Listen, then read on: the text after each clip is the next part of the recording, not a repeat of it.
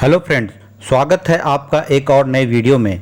आज हम देखेंगे ईओटी क्रेन की कंट्रोल वायरिंग डायग्राम, जिसमें आप स्टेप बाय स्टेप समझेंगे कि कैसे ईओटी क्रेन की कंट्रोल वायरिंग होती है और इस कंट्रोल वायरिंग को करने के लिए कौन कौन से कंपोनेंट का यूज़ किया जाता है।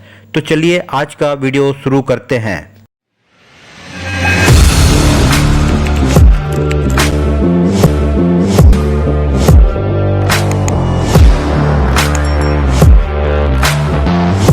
ईओटी क्रेन की कंट्रोल वायरिंग करने के लिए हमें एक 2 पोल की एमसीबी जो कंट्रोल वायरिंग को ओवरलोड और शॉर्ट सर्किट से बचाता है, कंट्रोल ट्रांसफार्मर जो 440 वोल्ट एसी को 110 वोल्ट एसी में कन्वर्ट करता है ताकि लो वोल्टेज पे कंट्रोल सर्किट सेफ और एफिशिएंट रहे, एक मेन कंट्रोल कॉन्टेक्टर जिसको ईओटी क्रेन के रिमोट से एनर्जाइज किया जाता है, पूरे कंट्रोल सर्किट को कंट्रोल सप्लाई प्रोवाइड करता है। सभी direction up down east west और नॉर्थ साउथ मूवमेंट के लिए ओवरलोड रिले के साथ मैग्नेटिक कॉन्टेक्टर और brake contactor, up east west north south के लिए एक एक लिमिट स्विच जो एक सेफ्टी डिवाइस होता है, क्रेन के अपनी लिमिट तक पहुंचने पर ओपन होकर कंट्रोल सप्लाई को कट कर देता है, जिससे क्रेन ओवर ट्रेवल नहीं करती और किसी भी तरह के एक्सीडेंट से बचाव हो जाता है। एक रिमोट कंट्रोल जिसमें 9 पुश बटन लगाए जाते हैं। सभी कॉन्टेक्टर को ऑन करने के लिए इसी रिमोट से कमांड दिया जाता है। इसमें इमरजेंसी स्टॉप जो कि नॉर्मली क्लोज होता है, इमरजेंसी कंडीशन में कंट्रोल सप्लाई को तुरंत बंद करने के लिए ऑफ पुश बटन भी नॉर्मली क्लोज रहता है। कंट्रोल कॉन्टेक्टर को बंद करने के लिए ऑन पुश बटन जो कि नॉर्मली ओपन होता है, कंट्रोल कॉन्टेक्टर को चालू करने के लिए होता है। इसके अलावा up down east west north और south push button normally open होते हैं, जो कि अपने अपने कॉन्टेक्टर को चालू करने के लिए ऑन कमांड देते हैं। तो चलिए समझते हैं इन सभी कंपोनेंट्स को कंट्रोल करने के लिए कैसे कनेक्शन किया जाता है। फ्रेंड्स, सबसे पहले 2 रेड और येलो फेज जिसमें हमें 440 वोल्ट एसी मिलता है, कंट्रोल एमसीबी से जोड़ते हुए कंट्रोल ट्रांसफार्मर के इनपुट में कनेक्शन कर देते हैं, जो 440 वोल्ट एसी को 110 वोल्ट एसी में कन्वर्ट करता है, यानी इससे हमें 110 वोल्ट एसी आउटपुट मिलता है। कंट्रोल ट्रांसफार्मर का कॉमन पॉइंट यानी न्यूट्रल को सभी contractors up down east west north south और सभी डायरेक्शन की ब्रेक कॉइल में कनेक्शन कर देते हैं।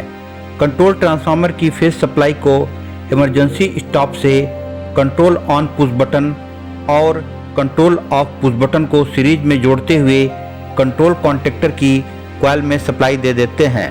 चूँकि इमरजेंसी स्टॉप और of push button normally close होते हैं, इसलिए ऑन पुश बटन पर फेज सप्लाई अवेलेबल रहती है।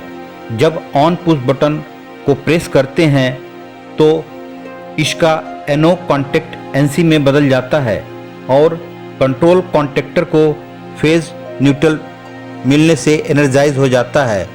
लेकिन ऑन पुश बटन छोड़ने के बाद यह फिर से डी एनर्जाइज हो जाता है। ऑन पुश बटन छोड़ने के बाद भी कंट्रोल कॉन्टेक्टर चालू रहे, इसके लिए हमें होल्डिंग सर्किट की वायरिंग करनी पड़ती है। इसके लिए फेज सप्लाई इसके कॉइल से जोड़ते हुए एनो के थ्रू ऑन पुश बटन में जोड़ देते हैं।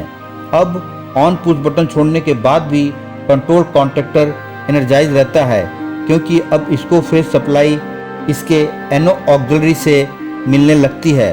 क्योंकि कंट्रोल कॉन्टेक्टर ऑन हो चुका है, इसलिए कॉइल पर अवेलेबल सप्लाई को इसके L1 टर्मिनल में लेकर T1 से रिमोट कंट्रोल के सभी डायरेक्शन के पुश बटन्स में फेज सप्लाई जोड़ देते हैं। अब हमारी फेज सप्लाई सभी डायरेक्शन के पुश बटन पर पहुंच गई है। अब पुश बटन से अपर लिमिट स्विच के एनसी में कनेक्शन करते हुए ओवरलोड रिले के एनसी से डाउन कॉन्टेक्टर के एनसी के थ्रू अप कॉन्टेक्टर की कॉइल को सप्लाई दे देते हैं। डाउन पुश बटन से अप कॉन्टेक्टर के एनसी में कनेक्शन करते हुए डाउन कॉन्टेक्टर की कॉइल को भी सप्लाई दे देते हैं। यहाँ ध्यान देने वाली बात यह है कि हमने अप कॉन्टैक्टर को चालू करने के लिए डाउन कॉन्टैक्टर के NC और डाउन कॉन्टैक्टर को चालू करने के लिए अप कॉन्टैक्टर के NC का यूज़ इसलिए किया है जिससे एक समय पर एक कॉन्टैक्टर चालू हो सके, यानी अप कॉन्टैक्टर और डाउन कॉन्टैक्टर को इलेक्ट्रिकल इंटरलॉक कर दिए हैं। जब इन दोनों कॉन्टैक्टर्स में से कोई एक कॉन्टैक्टर चालू हो तो ब्रेक कॉन्टैक्टर भी चालू होना चाहिए।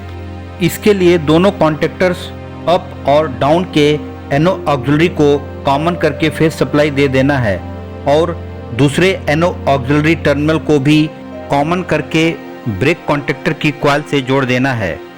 जब अप पुश बटन को प्रेस करते हैं जो कि NO रहता है NC में बदलकर अपर लिमिट स्विच के NC, ओवरलोड रिले के NC, डाउन कॉन्टैक्टर के NC से फेज सप्लाई मिलने लगती है और न्यूट्रल पहले से ही मिलता रहता है जिससे अप कॉन्टैक्टर एनर्जाइज हो जाता है। साथ ही साथ इस कॉन्टैक्टर के NO से दी गई ब्रेक कॉन्टैक्टर की कॉइल को भी सप्लाई मिलने लगती है क्योंकि ये कॉन्टैक्ट NC में बदल जाते हैं। अप कॉन्टैक्टर और ब्रेक कॉन्टैक्टर एनर्जाइज होने से क्रेन का हुक ऊपर स्मूथली उठने लगता है क्योंकि इसके दौरान ब्रेक भी रिलीज रहता है। अब पुश बटन छोड़ने के बाद दोनों कॉन्टैक्टर डी एनर्जाइज हो जाते हैं और हुक अपनी जगह पर रुक जाता है।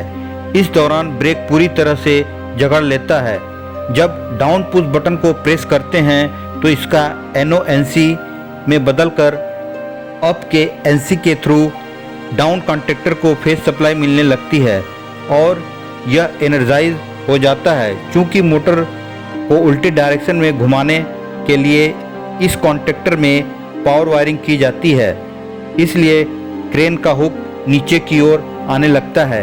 इस दौरान ब्रेक कॉन्टैक्टर को कंट्रोल सप्लाई इसके NO से मिलने लगती है जो NC में बदल जाता है और ब्रेक रिलीज हो जाता है। डाउन पुश बटन छोड़ने के बाद डाउन कॉन्टैक्टर और ब्रेक कॉन्टैक्टर डी एनर्जाइज हो जाते हैं जिससे हुक अपनी पोजीशन पे रुक जाता है और ब्रेक भी पकड़ लेता है।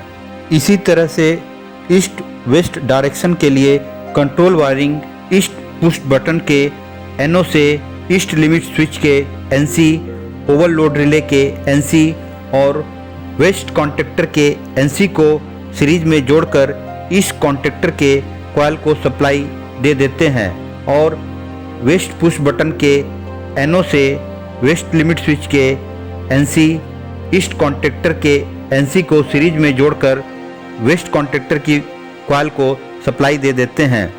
ब्रेक कॉन्टैक्टर के लिए कंट्रोल सप्लाई दोनों कॉन्टैक्टर ईस्ट और वेस्ट के NO ऑक्सिलरी को कॉमन करके फेज सप्लाई दे देना है और इनके दूसरे NO ऑक्सिलरी टर्मिनल को भी कॉमन करके ब्रेक कॉन्टैक्टर की कॉइल से जोड़ देना है। जब ईस्ट पुश बटन प्रेस करते हैं ईस्ट कॉन्टैक्टर के कॉइल को control supply east limit switch के NC, ओवरलोड रिले के NC और वेस्ट कॉन्टैक्टर के NC के थ्रू मिलती है और ब्रेक कॉन्टैक्टर को ईस्ट कॉन्टैक्टर के NO से, जिससे दोनों कॉन्टैक्टर एनर्जाइज हो जाते हैं और क्रेन की ट्रॉली बीम पर ईस्ट डायरेक्शन में मूव करती है। और जब वेस्ट पुश बटन को प्रेस करते हैं तो वेस्ट कॉन्टैक्टर की कॉइल को सप्लाई इसके लिमिट स्विच के NC और ईस्ट कॉन्टैक्टर के NC के थ्रू मिलती है और ब्रेक कॉन्टैक्टर को वेस्ट कॉन्टैक्टर के NO से, जिससे दोनों कॉन्टैक्टर एनर्जाइज हो जाते हैं। पावर वायरिंग का फेज सीक्वेंस चेंज होने की वजह से मोटर उल्टा यानी वेस्ट डायरेक्शन में घूमने लगती है। क्रेन की ट्रॉली एक लिमिट से ज़्यादा ना ट्रेवल करे, इसके लिए ईस्ट और वेस्ट के लिए लिमिट स्विच ओपन होकर कंट्रोल सप्लाई को कट कर देते हैं।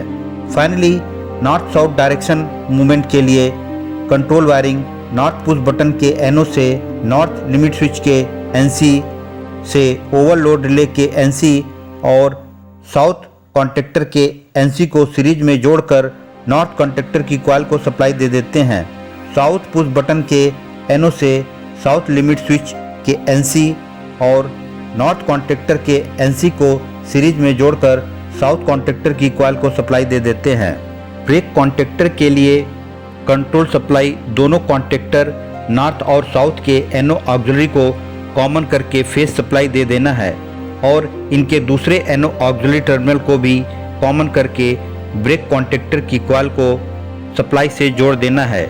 जब नॉर्थ पुश बटन प्रेस करते हैं नॉर्थ कॉन्टैक्टर की कॉइल को control supply north limit switch के एनसी, ओवरलोड रिले के एनसी और साउथ कॉन्टैक्टर के एनसी के थ्रू मिलने लगती है और ब्रेक कॉन्टैक्टर की कॉइल को सप्लाई नॉर्थ कॉन्टैक्टर के एनो ऑक्सिलरी से, जिससे दोनों कॉन्टैक्टर एनर्जाइज हो जाते हैं और ब्रिज फॉरवर्ड डायरेक्शन में मूव करने लगता है। और जब साउथ पुश बटन को प्रेस करते हैं तो साउथ कॉन्टैक्टर की कॉइल को कंट्रोल सप्लाई इसके लिमिट स्विच के एनसी और नॉर्थ कॉन्टैक्टर के एनसी के थ्रू मिलती है, जिससे ब्रेक कॉन्टैक्टर को साउथ कॉन्टैक्टर के एनो से, जिससे दोनों कॉन्टैक्टर एनर्जाइज हो जाते हैं। इस कंडीशन में भी पावर वायरिंग का फेज सीक्वेंस चेंज होने की वजह से मोटर उल्टा यानी ब्रिज रिवर्स डायरेक्शन में मूव करने लगता है। क्रेन का ब्रिज एक लिमिट से ज़्यादा ना ट्रेवल करे, इसके लिए नॉर्थ और साउथ लिमिट स्विच ओपन होकर कंट्रोल सप्लाई कट कर देते हैं। तो फ्रेंड्स, ये थी ईओटी क्रेन की कंट्रोल वायरिंग डायग्राम की full working explanation, clear, easy और प्रोफेशनल वे में। अगर आपको यह वीडियो पसंद आई हो, लाइक करो, शेयर करो अपने इलेक्ट्रिकल फ्रेंड्स के साथ, सब्सक्राइब करो चैनल को ताकि आपको मिलती रहे ऐसे ही इंडस्ट्रियल ऑटोमेशन के powerful concept. Thanks for watching.